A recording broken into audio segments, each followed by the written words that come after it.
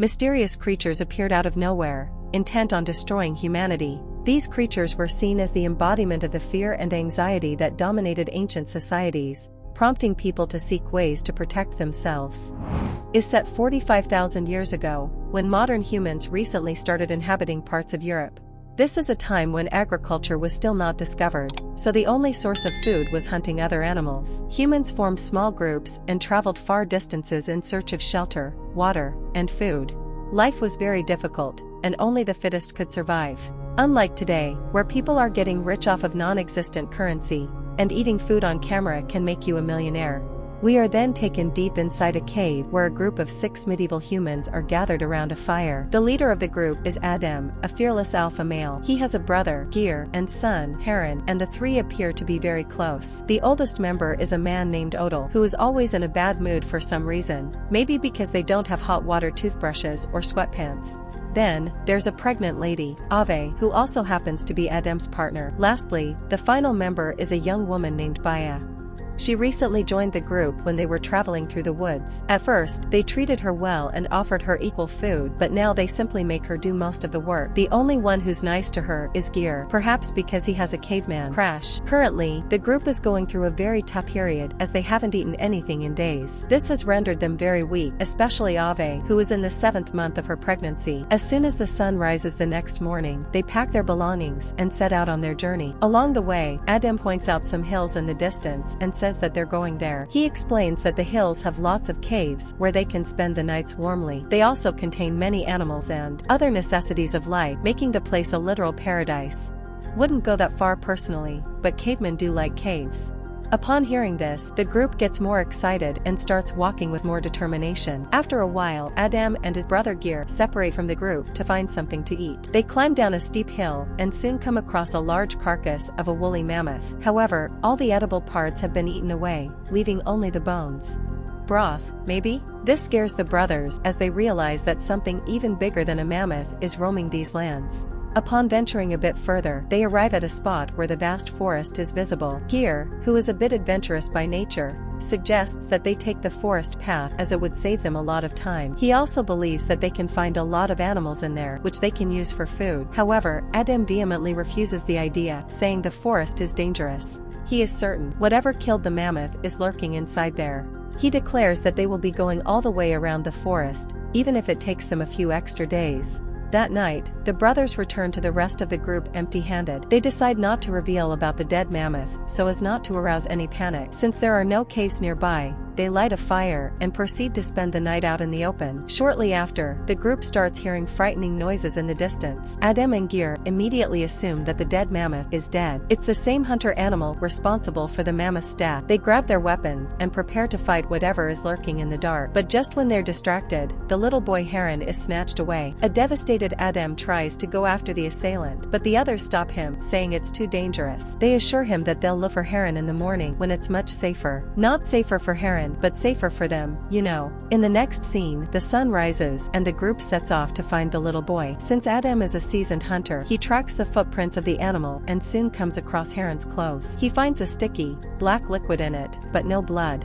And I suppose alien goop is better than blood, so this makes him hopeful that his son is still alive. The group continues following the footsteps until they reach the edge of the forest. Realizing that his son has been taken inside, Adam compulsively runs into the forest, with the others following him closely. After some time, they arrive at a place where a large amount of dead animals, bones, and intestines have been piled up. Before they can grab something to eat, they hear an animal screeching nearby. Frightened, the group runs deeper into the forest until they get lost. Now that it has gotten very dark, they decide to light a fire and camp here. The old man Odell starts blaming Baya as usual, claiming that their misfortune started the moment she arrived. He suggests that they banish her from the group ASAP, but while the others are deliberating, they are once again startled by the mysterious animal. When the noise starts getting closer, Adam throws his spear in that direction, but it doesn't hit the target, indicating that this animal is very agile. At this tense moment, Adam decides to bravely confront the animal alone. He knows that as the leader he must act now, or his entire group will be in danger. He then grabs another spear and ventures into the dark, hoping to kill the monster. Unfortunately, this turns out to be a grave mistake, as when Adam's back is turned, something attacks him from behind.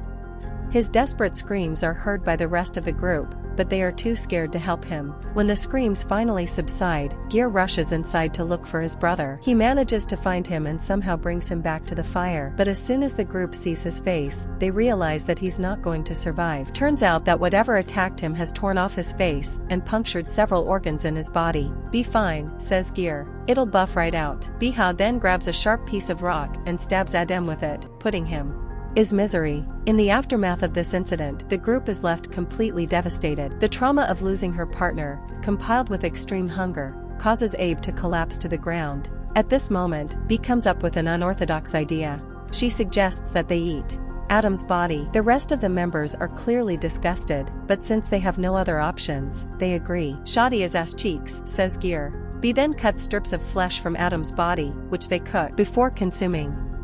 The only one who doesn't go through with the ordeal is Adem's brother, Gear, until the others go to sleep, that is, then he's getting them bum cheeks. When the sun rises the next morning, Gear takes charge of the group and promises to lead them outside the forest. However, after hours and hours of walking, they end up arriving at the same spot. Odal then comes up with his own superstitious theory. He believes that the monstrous animal is hunting them down because they have intruded on its land. When the others ask if he has a solution, Oda maniacally says that they should sacrifice one of them. This prompts everyone to stare at Baya, as she is the only outsider in the group. They then grab her from 3 sides and try to restrain her. During the chaos, Baya kicks Gear, causing him to hit his head on a rock and pass out, but the remaining 2 still manage to drag her away and hold her against a rock. Oda then begins shouting for the monster, asking it to come out and feast on the girl. "Come on now, she's fresh." Minutes later, the same terrifying screeches are heard in the distance. Odal becomes so scared that he freezes on the spot, allowing Bee the chance to escape. Now, with nowhere to go, Odal and Abe grab their weapons and prepare to face the monster together, but at the last second, he backstabs her by thrusting the knife inside her abdomen.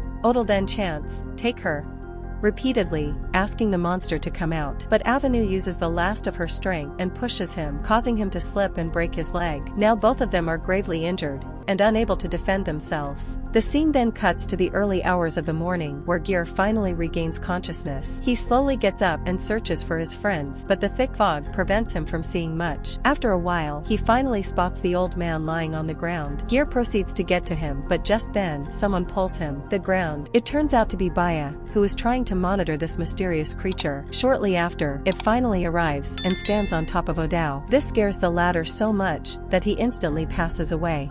Meanwhile, Bee has had enough, so she decides to confront the beast. She uses her friend's bait and lures it towards him. Just when the creature approaches Gear, Bee attacks it from behind, knocking it to the ground. She then removes its mask, only to make a startling revelation. The hunter they have all been fearing until now is neither a monster nor a creature. It is actually a Neanderthal woman, a close relative of Homo sapiens. They stare at each other for a while before the crazy woman makes a run for it. The other 2 chase after her and eventually manage to get out of the forest, but they lose track of the Neanderthal woman, allowing her to get away. Next scene, Gear and Bee have an argument about what to do next. He suggests that they return back to where they came from and try breeding children. However, Bee wants to go after the Neanderthal. She believes that these humans are much more advanced, and they have already figured out new techniques for hunting and food. Gear thinks it's a risky move, but Bee asserts that they are going to die of hunger anyway, so it's best they die trying.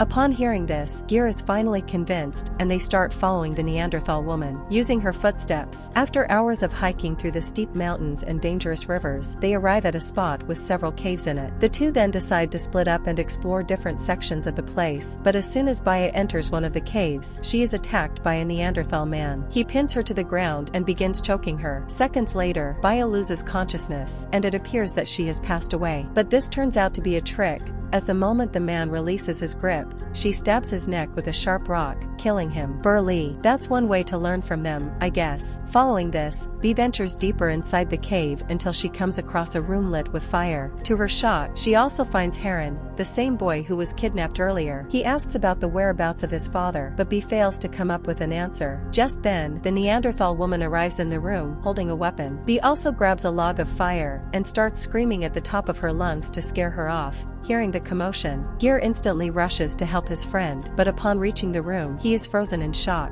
to see his nephew alive. This allows the crazy woman to clobber him in the head with a blunt object. She then strikes him repeatedly until he stops moving. Horrified, Bayo sets fire to the dried animal skins in the room and escapes with Heron. They somehow reach the top and crawl out of the narrow crevice. Seconds later, the entire cave is set ablaze, and the Neanderthal woman also tries to force herself out of the crack, but since she's too big, she's unable to do so. She desperately pleads for help in her own native tongue, and Heron tries to help. However, Bee hasn't forgotten what the woman did to her group, so she grabs a rock and bludgeons her to death. Heron is devastated by what just happened, as the woman had treated him like her own child. But when Bee reveals that she killed his dad, he finally calms down. In the final scene, the two go inside another section of the cave, where they find several drawings on the walls, large amounts of food, and of equipment. Sweet Jesus,